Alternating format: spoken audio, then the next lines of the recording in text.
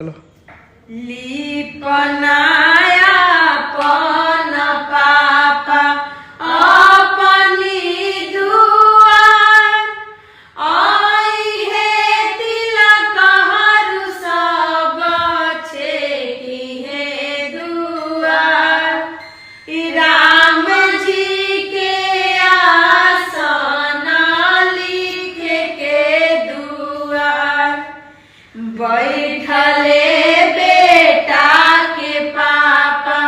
जजी माडासाई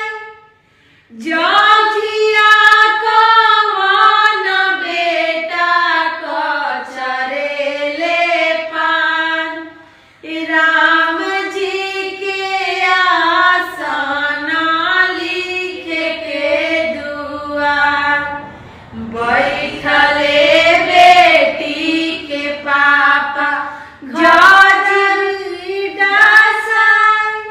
जगिया कवन बेटी लट छितराई राम जी के आसन लिखे के दुआर